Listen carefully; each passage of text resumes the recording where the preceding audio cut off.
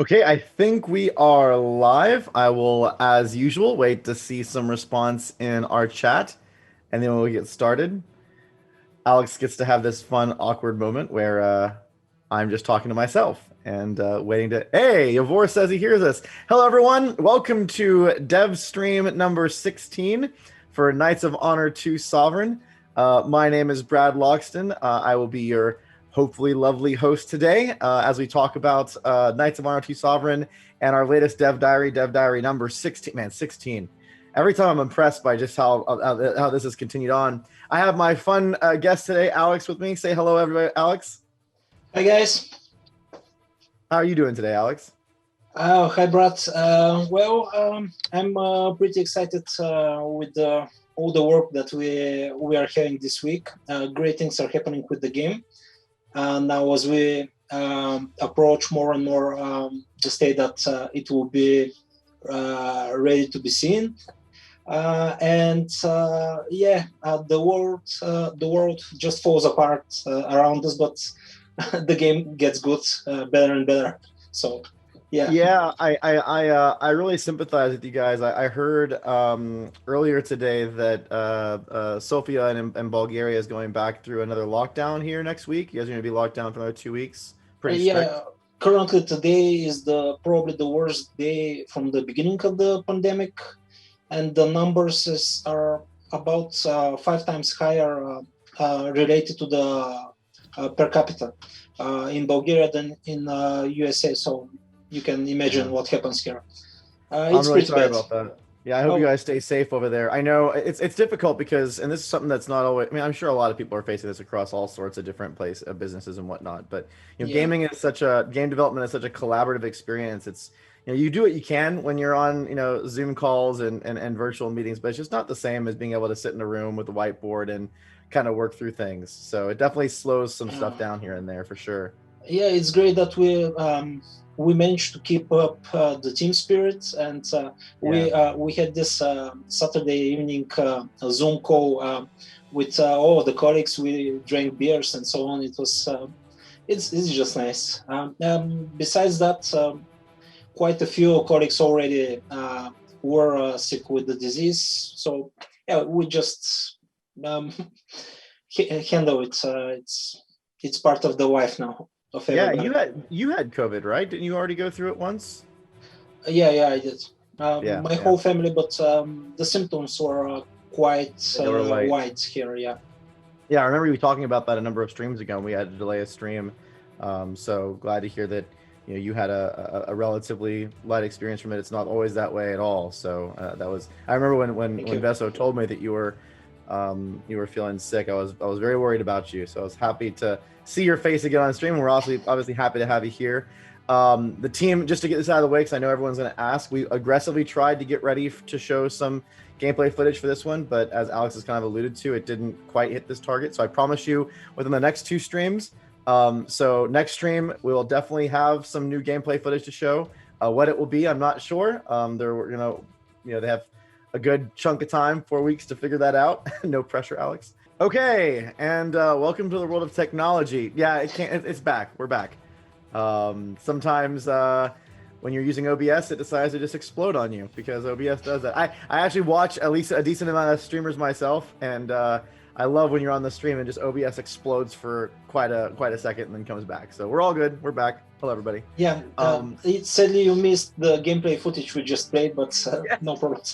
Yes. We just did the gameplay footage. You missed it. No, we're kidding. That'll be next stream. Promise. So you'll have something cool to show on the next one. But anyways, yeah, we're talking about prestige, great powers, and emperor of the world. That's quite the title, right? Yeah. It's major stuff for the game. Something that we continue developing.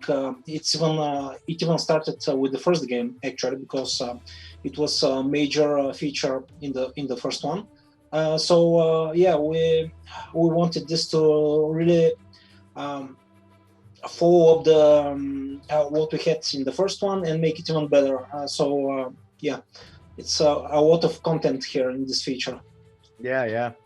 And it's if you guys haven't read the diary yet, it's posted on our community site, community.knightsofhonor.com. We got some fun new comments from the community on that. And we hope that you join us there. We have lots of cool conversations. The community is actually quite active. So please, if you want to get tuned into the Dev Diaries and kind of preload yourself before these streams, we really recommend you go up there.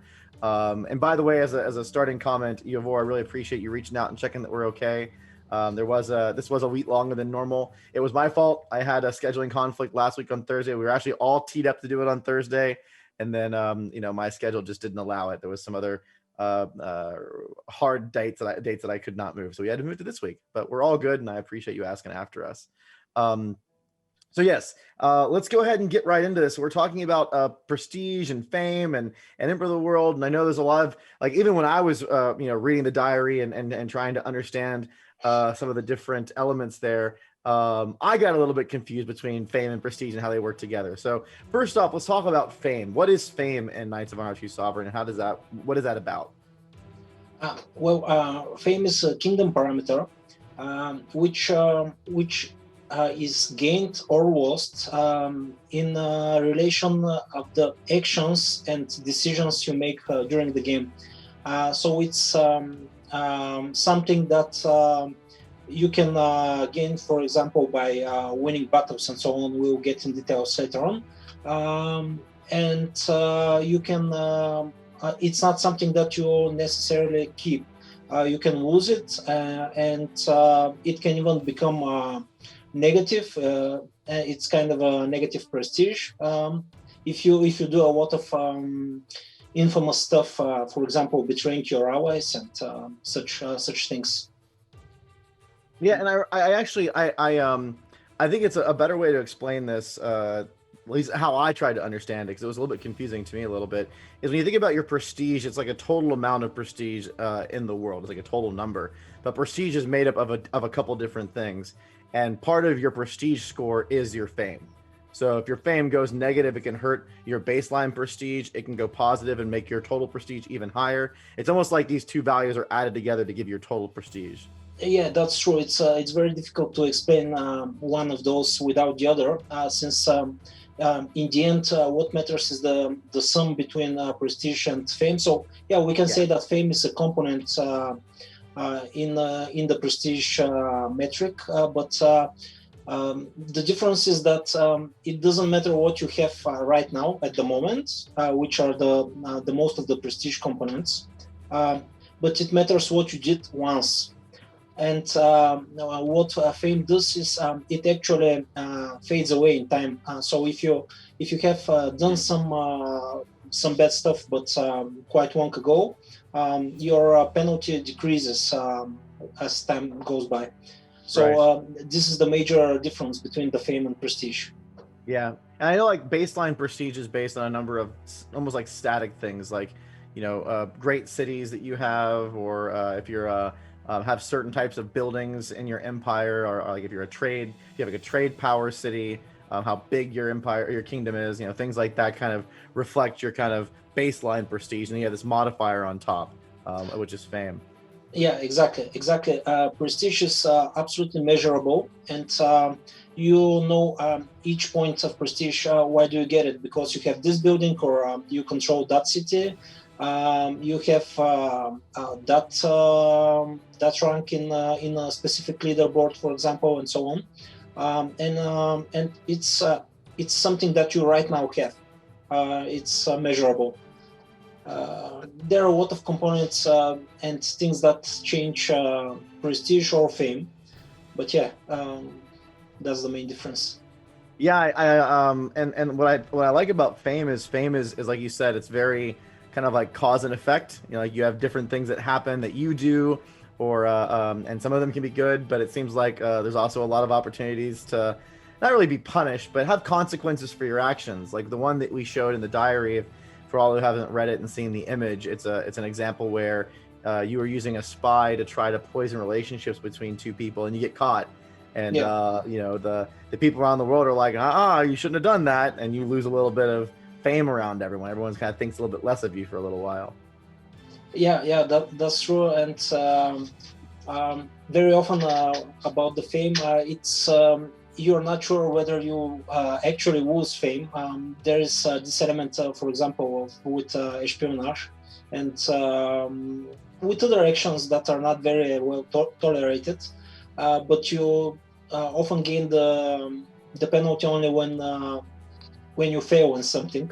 So there's also a bit of a risk mechanic there. And about prestige, you know for sure that if you do something, if you get something, you receive a specific amount of prestige. It's the more. Oh, go ahead. Sorry. It's the more stable and overall progress of your kingdom, and the fame is a feature, a mechanic that rewards you or punishes you for some kind of behavior actions.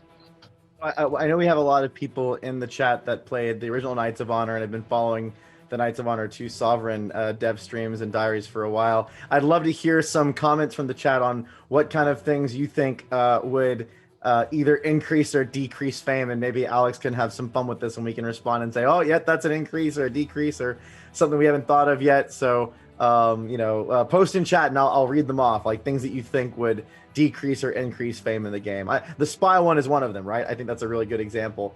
Maybe while I'm giving time for chat to type out their thoughts, what's one that that you can share that increases fame, like that makes you more famous? Hire a war goat? Oh, Niners Gaming. That actually, there should be a special thing in there where when you hire a war goat, your fame goes up. Showing a war goat decreases your fame in the game. What? Come on now. Oh my god. Well, for example, you can gain fame. The very easy example is winning battles and defeating rebels, becoming a great power. Don't give them all away. We still gotta let chat do some guesses. So okay. Yeah. So obviously right now we have war goat, and then we have what was the other one you mentioned? It was becoming a great power. That makes sense. That ties into one of our next topics, which is what prestige kind of turns into. Marrying princesses from Spain, then taking their land once the king dies. I know you can do that. I've been trying to do that for a little while, like actually getting a princess married off to someone. And then my grand scheme that I've tried in a couple of different sessions that I haven't been able to completely get all the bits to line up is to marry a king with one of my princesses and then have a spy kill that king. I've been trying to pull that off for a little while. I know it can be done, but I haven't been able to do it yet. It can. By the way, Georgie took 3 provinces from me as we were playing cooperatively. Oh, really? 2 days ago. So we should add a fame penalty there, I think. But even today we added new modifiers of fame because we were iterating on rebellions and opinions and so on. As the game develops, we are playing with those effects. They are very versatile, so we can easily fine-tune the game and add fame bonuses and drops wherever we want. So it's a very cool system. Yeah, and someone was actually mentioning in the chat. Let me show you scroll. Yeah, Niners Game was talking about the vassalization, becoming a vassal, and actually that ties into our next topic around prestige, because there's a number of things that can affect kind of your baseline prestige you have. Like fame is that modifier on the top, but there's kind of that baseline prestige that you have.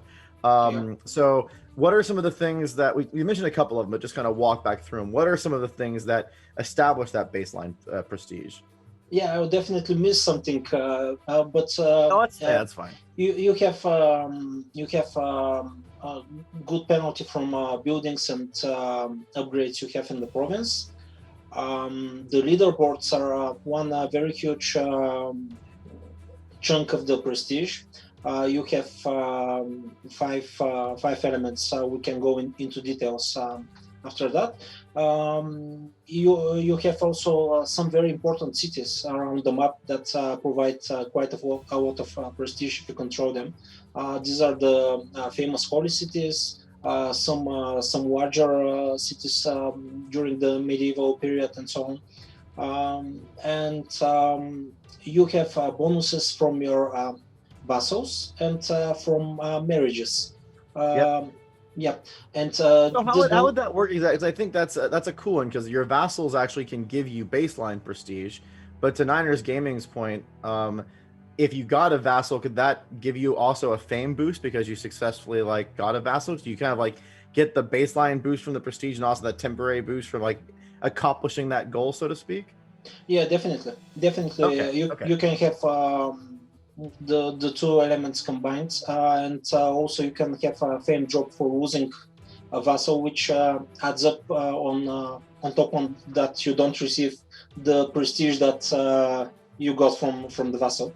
And awesome. Okay. So it's kind of like you get like this arc where it's like in the very beginning you get the double boost of the baseline increase and the fame going up, and the fame may fade, but as long as that vassal is yours, you keep that main prestige from the vassal. And if your vassal does some cool stuff, maybe you get that prestige you get from them grows a little bit. And then if they leave you and they're not your vassal anymore, then you get that temporary negative hit of like, oh gosh, you lost a vassal, as well as that chunk. So there's a lot of dynamics that kind of play back and forth with how prestige works. About the vassal system, this is one of the things that makes it cool to play together with the vassal, because you don't simply want to take all the provinces, which was probably the case early on in the development of the game. And now as we add such elements like this, fame and higher taxes from vassal, and a lot of diplomacy related stuff, they want a lot of protection, but almost always help you in wars and so on. It's getting pretty cool to play with vassals. That's cool. Yeah, there was one comment in chat by Yavor mentioning that we should, because one of the things that can affect your prestige is the trade goods or special trade goods that you have access to. This is never going to go away, but there's a recommendation that maybe goat cheese should be a trade resource, and maybe if we add goat cheese as a trade resource, it gives you like a special extra boost of fame. Like it's like getting the...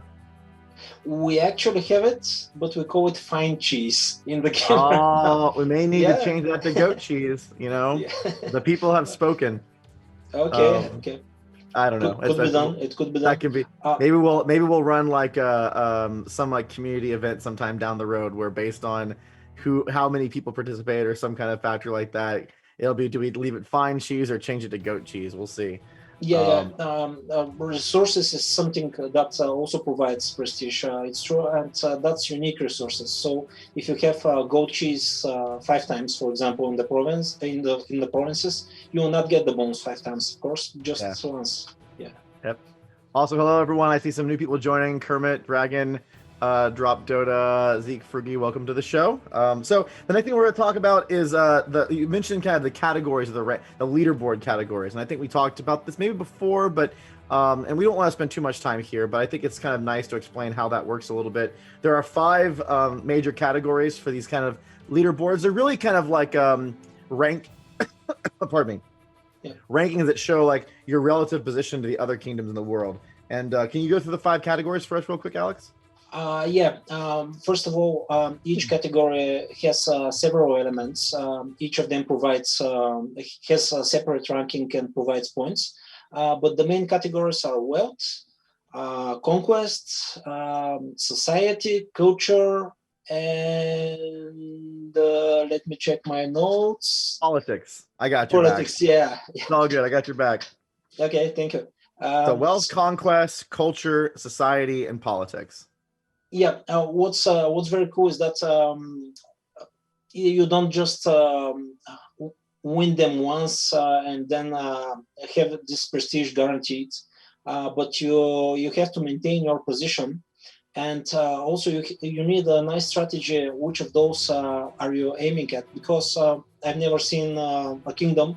Even I've played with a kingdom which had half the world, and you still cannot have all the categories topped. You have to know what you are fighting for and try to get the top positions, because they provide a lot of prestige. So I'd be curious to know, like, for people in chat, like, what of those categories would you try to pursue? I know me personally, I often like pursuing the wealth one just because it feels fun to watch your economy ramp, and I like doing economy ramping.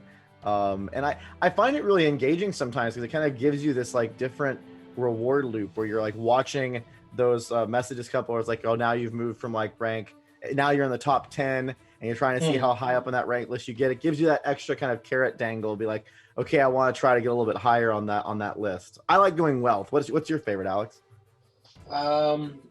Usually politics and conquest.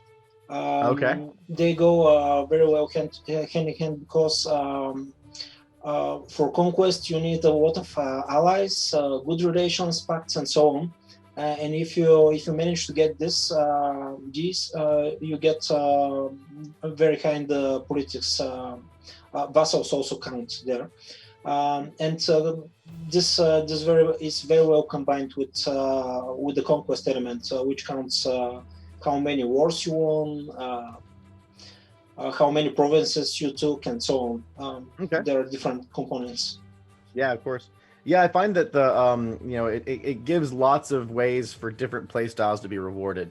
So if you like playing a certain way, or even like pursuing different goals even midstream and seeing if you can angle yourself for a political victory, or not political victory, sorry, but like a political ranking increase or whatever, that's where you start using diplomats more maybe, and you're really trying to see how many people you can get to support you and grow your vassal empire, so to speak, and climb up on that list, which I think is a fun thing to pursue.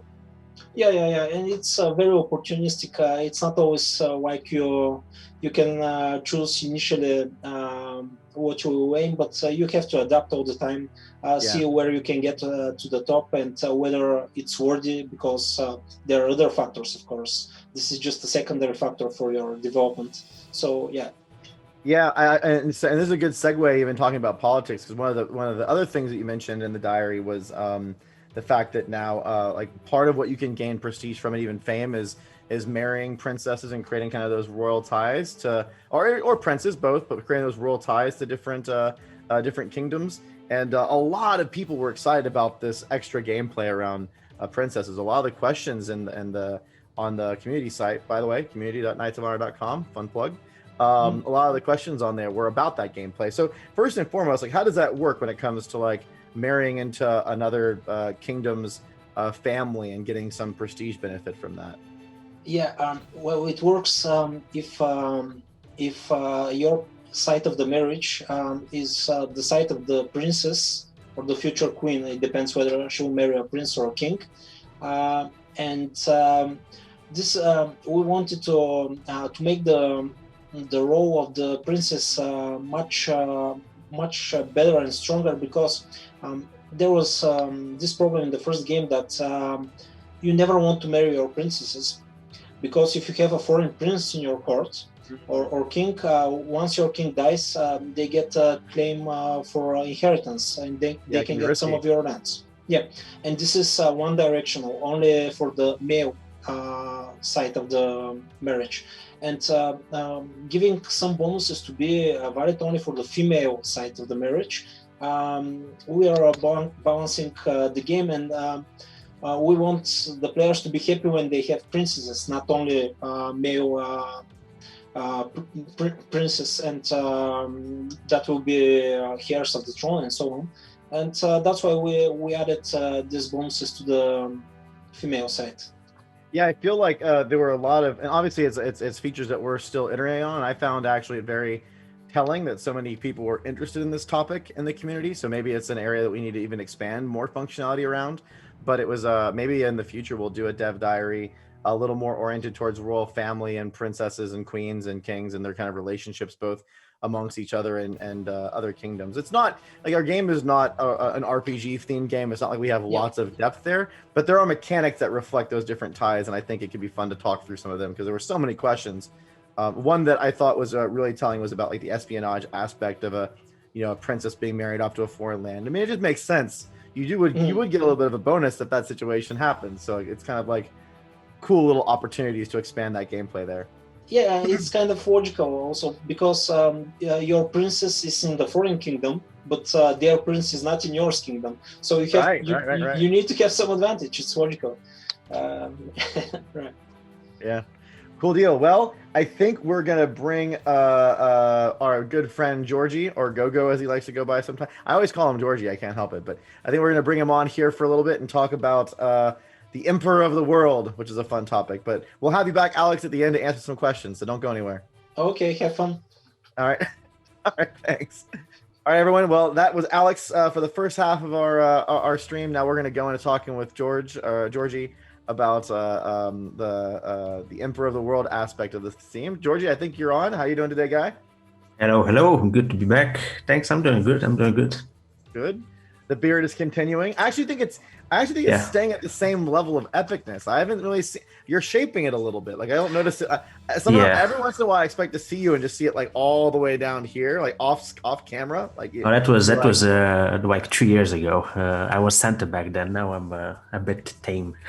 Oh, okay. Now you're a cool professional, not a wild I went man. through that phase. Yeah. Yeah.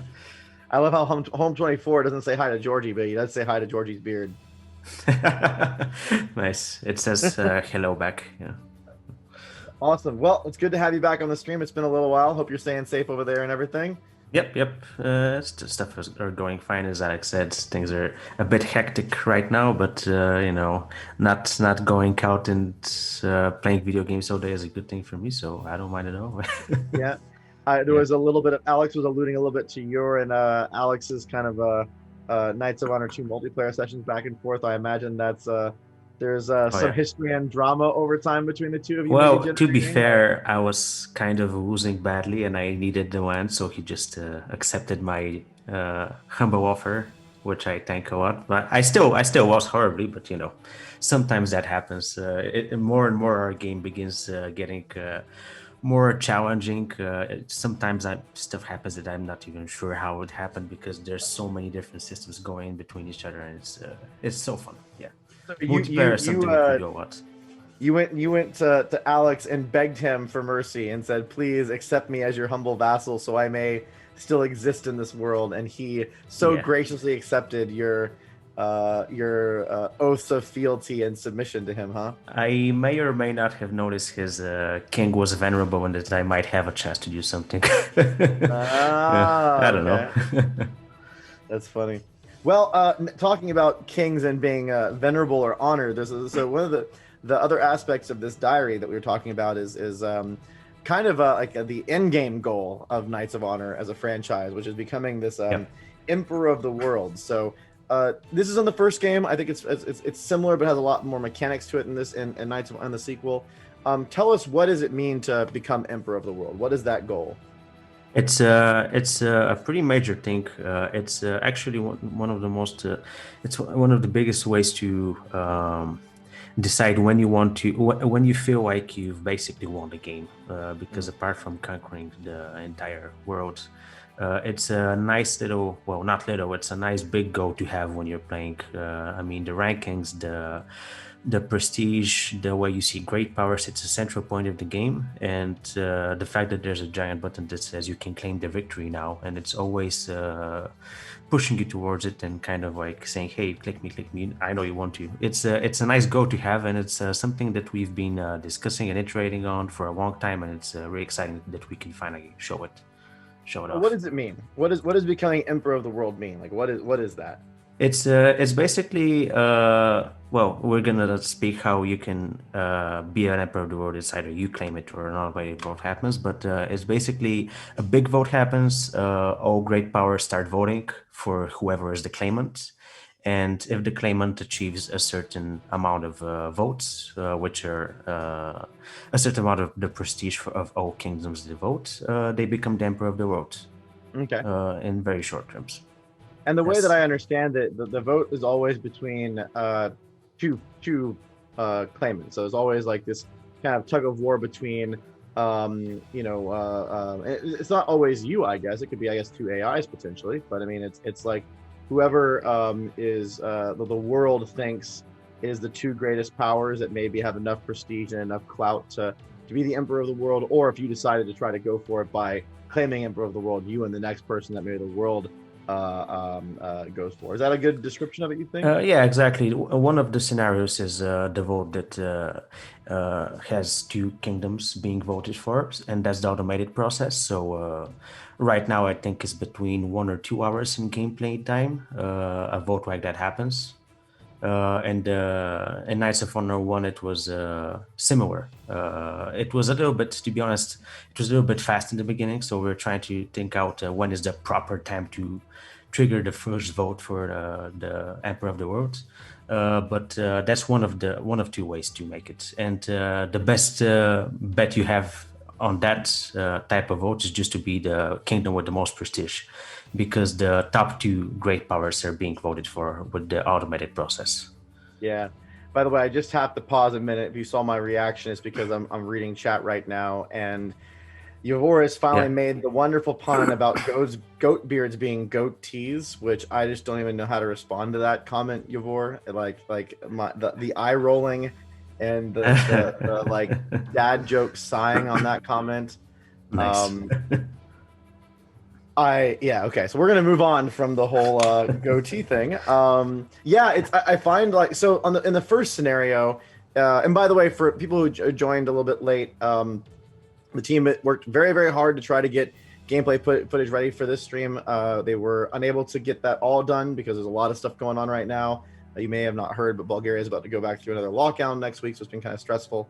But we do have the commitment that we're going to have some new gameplay footage we're going to show on the next stream. So get hyped for that. That's going to be fun. But we're going to keep on the topic now about the Emperor of the World stuff. So on that first scenario, that just kind of happens organically, right? So it's like as the game is progressing, eventually it'll get to a tipping point where everyone just kind of feels like, okay, now we're going to see if someone is worthy of being Emperor of the World. Is there always a result to that vote? Like, does someone always get voted? Is it possible that maybe no one gets elected? It is absolutely possible. Sometimes some kingdoms may vote for the claimants if they have various factors chime in. For example, good enough relationships, old kinds of stances, trades, non-aggression pacts, even little things like you are a Catholic kingdom and whoever is being voted for holds Rome right now, and rightfully they might hate you for that. So a lot of small nuances which are showed in the text. But most times, one or two kingdoms might vote for whoever is the kingdom that is being voted for. The rest might not vote. It's the automated process is not so punishing. So like, I guess it's like you have to get past the threshold, but if too many people abstain, then no one gets voted. A lot of the times it's not very punishing, the automatic voting, because there's no penalties if you don't get voted for, because it just happens. It would be weird to penalize you for that. That makes sense.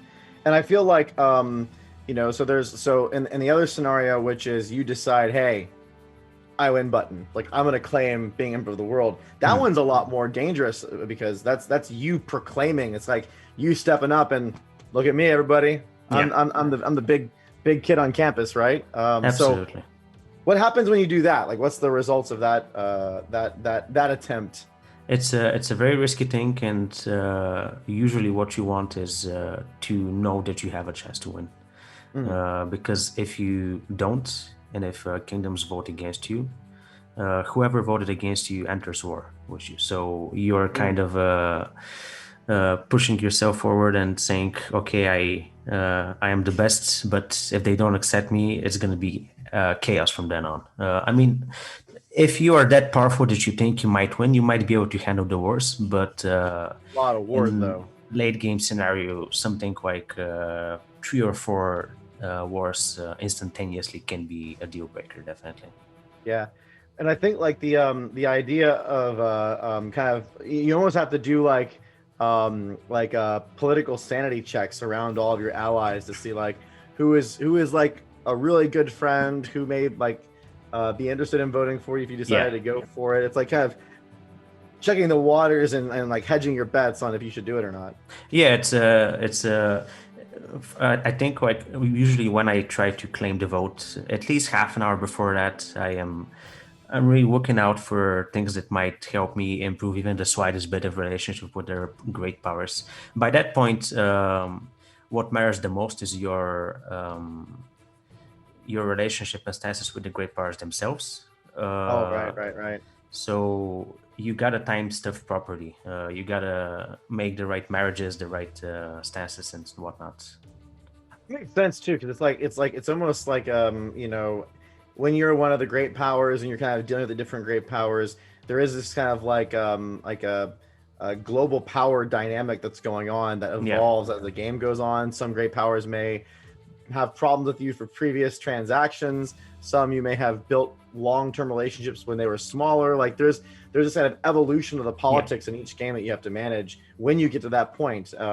Both, I guess, in a sense that if you claim Emperor of the World, you can win, but also, I guess, trying to make sure that someone doesn't also successfully claim Emperor of the World without you really playing for it, right? Like if that vote happens organically, and maybe someone else has become friends with a lot of people and done a lot of favors and gone that clout, you have to be able to try to do that, because, and this is another thing to talk about, what happens if an AI actually gets elected as Emperor of the World? Like you have an option there, right?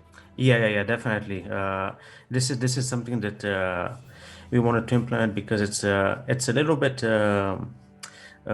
different when a player claims Emperor of the World compared to an AI. So if an AI kingdom wins, you can basically refuse the win, right, which is a little bit of a gamish thing to do, but it kind of makes sense. Yeah. By the way, we're gonna talk about that in a second, but Yavor and Dragon Drop Dota are talking about something that I think I did myself as well when I first played Knights of Honor, which is like early on in the game being like, I wonder what this does, and claims Emperor of the World, and then things go very badly very fast. We actually have changed that in Knights of Honor 2 Sovereign, where you can't hit that button too early. Like we allow you, we kind of help the player not make that mistake where it's like, maybe in the beginning when you only have 3 provinces, you've only been playing for an hour, you shouldn't be able to sit there and get the entire world to go to war with you. Yeah, we show you there's a threshold right now. It's 5,000 prestige, I think it was, and you also need to be you need to have no wars basically right now. So if you wage any wars, you can't claim the great power. So you have to be a just and fair kingdom. That's the metaphor basically. But also one thing I want to point out for the previous point you said is that of how much of a waiting game it is to click the claim button, because oftentimes you're just about to try to claim the victory, and the great power that was in the last spot with the least prestige gets changed for a different one. Because its prestige dropped and someone gained prestige from something else. For example, they maybe vassalize the kingdom that has the least amount of great power prestige, and the new kingdom might hate you. So your chances are pretty slim then, because one kingdom's vote can be deciding. By the way, I want to. Yavor mentioned you foolproofed it by making the button not clickable in the beginning. Yavor, all of us, including yourself, also just talked about how we all clicked that button the first time we played Knights of Honor. So you just both called yourself and all of us fools in one very interesting comment that has multiple layers to it. So that's quite amusing. Nice self-burn. I like that. So so let's talk about the so we were talking about like an AI. So basically, if an AI claims that they're Emperor of the World and they win that vote, and it is a gaming thing, but it makes sense for a game when you're playing. This is only true, I think, in single player. In single player, yeah. But in single player, if an AI decides that they're gonna, be Emperor of the World and wins a vote, you got like that one last shot to try to be like, no, I don't think so. Like, this is my world, this is my house. So how does that work when you decide to say no? I'm gonna stop you there. Well, war happens. Oh well, full war, yeah. Everyone hates you. I think there's also relationship drops happening, stuff like that. So it's not a good thing to do, but it is there if you want to continue playing on and you don't accept the victory. Okay, so is it war with like the entire world versus you? Is it just war against the people who supported that person? Like, are we still thinking about that? Like, how does it work right now? I think right now it's with everyone. I'm not entirely sure. I need to double check. I'm not 100% sure. Yeah. So this is like burnt earth. You gotta like figure it out, kind of fighting. Yeah. And it's a very different dynamic compared to multiplayer, where team dynamics happen, and it's an interesting psychological thing when you see another player being voted for Emperor of the World, and you think, oh man, I'm not gonna vote for you at all. Like, why would you get my vote? You're my enemy. I mean, the multiplayer dynamic is completely different. Yeah. But if it's your teammate, then it's a whole different story, and then the strategizing comes. Or if it's the venerable Alex who you've bent the knee to and owe him infinite favors, I guess you have no choice but to support his claim to be Emperor of the World. That's true. Or he will exert great vengeance upon his upstart provinces that did not decide to honor the call to banners, I guess, or whatever those phrases are. Right? Definitely, yeah. And that case would claimed wines is interesting because beforehand there was a big there was a nice prestige boost because of the marriage, and also if you vassalize their kingdoms, you also gain more prestige. So you are a more powerful force to be reckoned with during the voting process. Also a prestige boost between your friend not wanting to leave you something unpleasant at your desk the next morning because you didn't honor your agreements. So Yeah, the multiplayer part has a whole different dynamic to it. Yeah. Cool. Well, Georgie, thank you so much for joining us on the stream today. There's a lot of really cool and interesting aspects of the Emperor of the World gameplay that I like. I am curious, especially when the game comes out, people start playing this. Like, I'm expecting some epic tales of people taking on the whole world at once because of a failed vote or an AI one vote and pulling off the win. Like that seems like a pretty epic comeback. Like, you get one last chance to YOLO it and see if you can make it work. And if you do, geez, like that's a story. Oh yeah, definitely. Yeah. Awesome. Well, thank you so much. We're going to go to Alex and do some last questions here in comments. Okay, thanks for having me. Enjoy the rest of the day. Thank you so much. All right, excellent. Bye-bye. And so I think here in a second, we'll have Alex back and we will go through some questions. So welcome back, Alex. How are you? Oh, how was the break? It was fun listening, Georgia. So yeah. What I love, yeah, I know. What people in the stream don't know is that I can see both Georgie and Alex at all times. So sometimes I'm watching Georgie and I talk about different topics. I see Alex laughing or smiling in the background. You had a smile from ear to ear as soon as Georgie mentioned having to prostrate himself and become your vassal. So yeah, but he was not a vassal. It was just a royal marriage. But yeah. Oh, okay. It seemed like you were quite pleased with your victory in that sense. That's fun. Yeah. Well, we have some questions. Feel free to fire some questions off in chat. I think there were a couple up there. I need to probably scroll up and grab them here. And we will go through questions here. I'm going to start, like I always do, with questions from our community site. For all the people that may or may not be on our site, I would welcome you to join it, community.knightsofhonor.com. That's where we post all of our dev diaries. There's an awesome opportunity there for you to get plugged in, communicate back and forth. We always take questions from the community site for all these streams. So if you want to make sure your question gets read or increase the chances substantially, please go to the site and join the conversation. Every night before the stream, I go and look at all the questions and write them all down and have them with me on my handy dandy piece of paper. So here we go. Let's go and spend some time with it. So first off, our stalwart friend Ivory Knight. So he has a question talking about the goal of power. So he says, you mentioned that in the process, votes are not at all equal. He's talking about the votes for Emperor of the World. He said, you mentioned that in the process, votes are not all equal as each kingdom votes with the value of its prestige. Does this mean that if you have more prestige than all the great powers below you put together, that you can automatically win? No, because your prestige, as you are being voted for, you are a candidate and your prestige does not count. So you don't get to vote. Yeah.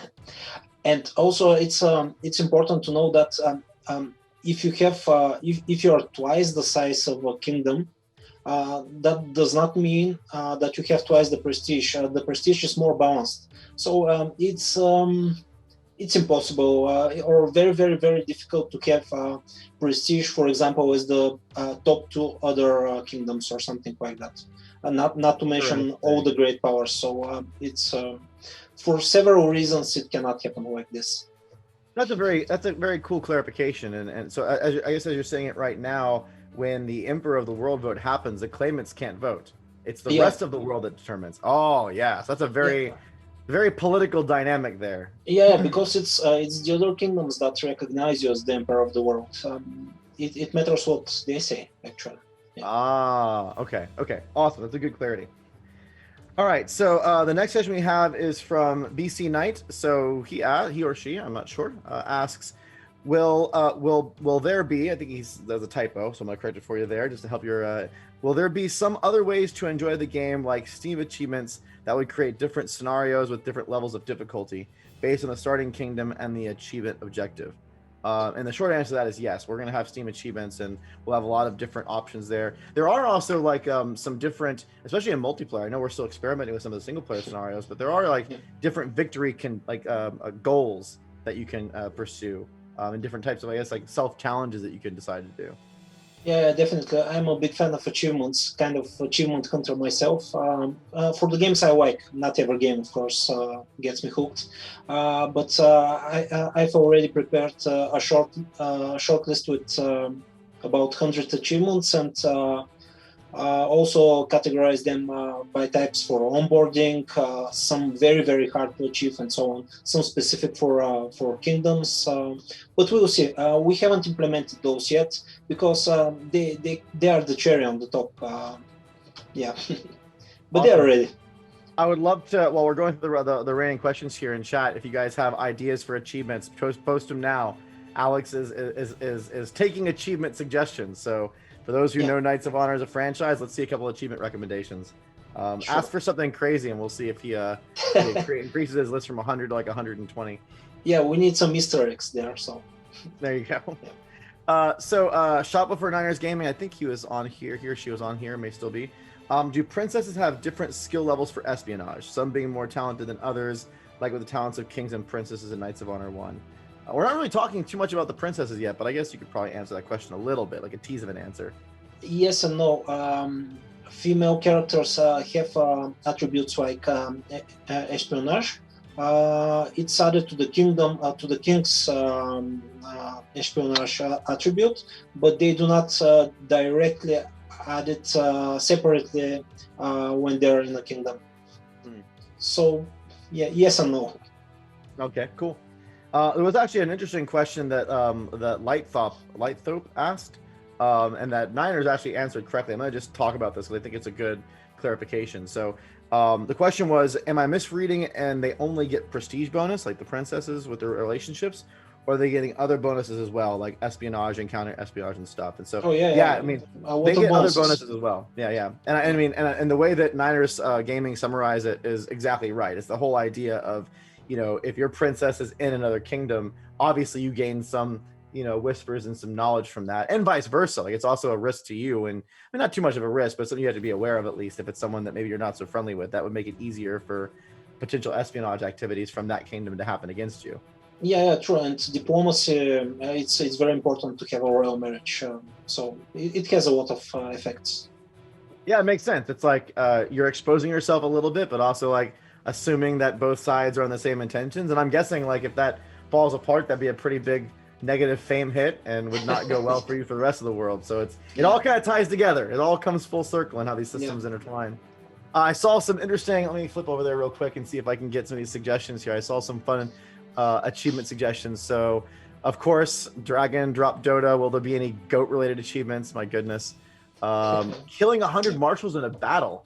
Well, you couldn't kill 100 marshals in a battle, but we could have like an achievement for how many marshals you kill or capture during a game. That could be fun. Yavor, goodness gracious. Scapegoat. When another kingdom's spy accuses you for the damage he himself did. You should be sorry, Yavor, for all your goat jokes. Seeing if a one town emperor achievement. Man, I don't think you could do a one province emperor of the world. I don't think that'd be possible. That'd be pretty crazy. So got some good suggestions there. We'll take a couple questions from the chat here. We got like 7 or 8 minutes left. So okay, so this is a good question actually, and I'm glad someone asked this because I don't think we covered this in the dev diary. So what I'm not sure who asked this question. It's not the person that asked. It's not listed in my note list here. So whoever asked this question, sorry we didn't get your name. But what if I win the Emperor of the World, but I want to continue playing? So can you keep playing after the Emperor of the World vote is done? Yes, by clicking the continue playing button. Okay. You can. If it's a single player game, of course, you can continue playing in multiplayer, but this depends on all the players and the host and so on. Okay. But you can always. Excellent. And yeah, it looks like Dova La Legend asked that question. So thank you. That's a great question. Let's see. And I think we're back. We are having stream OBS fun today, but that's the way it goes sometimes. Hopefully you guys can hear me okay. Yeah, F in chat for OBS having its fun. It's all good. So back to the question we were asking. So BC Knight asked, would it be possible at some point for the princess to become an heir? Actually, I'm going to just pause the princess questions. There are a lot of really good questions out there on it, and I think it's something that we should maybe do a different conversation on. So BC Knight, great question. I really appreciate it. It's actually very cool to see all the different people asking questions about princesses and queens. So maybe we'll find some time down the road to do a stream and a diary more focused on the royal family and how all that works. So that's awesome. Yep. F for respect for stream software. Sometimes I was actually the producer in the background that's managing the stream. He was like, I did nothing. It just decided to explode. Like I'm not even. It's just sitting there running the stream. It's doing nothing, and then it's just like, no, I'm gonna take a break. Just having fun with us. I'm tired. Yeah. Let's see. Oh, this is a good one. So GoLab1888 asks, will prestige or great powers matter in trade between pagans and Christian nations? Which I think that's a better expanded question, is does prestige play a role in forming trade relationships between different religions? Right now, it does not. It does not affect the trade. We are taking in mind other advantages for trade power and so on. But maybe it's not a bad idea.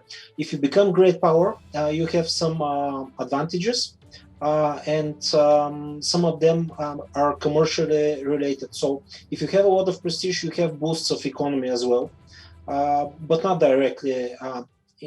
So probably the answer is no to that question. Well, but I have a question though off that. I mean, when you're doing negotiations and when you're talking to another kingdom, your prestige in the world kind of affects the responsiveness to your inquiries, right? Like there's some element of, like if you're a great power and you're talking to a minor one, they're probably going to be a little more apt to listen to you to a certain degree, I imagine. Yes, but this comes through. It's hard to explain just for that question, the diplomacy system. If you are great power, you have a lot of advantages that are taken in consideration. Okay. But So it's kind of like not directly the prestige, not directly. Okay, so it's an indirect bonus because prestige offers you other opportunities and advantages, not a direct one where like the higher prestige level is, the more susceptible they are to accept. Okay, that makes sense. But Yeah, it's it's still a bit kind of tied together in a way, not directly, indirectly. It's a bit dangerous to overdo the bonuses of the prestige system because we want the game to continue to be interesting once you're very high at the prestige. Well, it's also kind of fun to be lower in prestige and also be playing. You don't want to get like just crushed and controlled because you're. Exactly. Yeah, makes sense. Okay, let's see if we can grab one more question. So Dova Law Legend asks, would love to know if you guys got inspired by the community or was there always a plan to do something with the princesses? I think it's kind of a little bit of both, right? I mean, I've seen the comments on that before.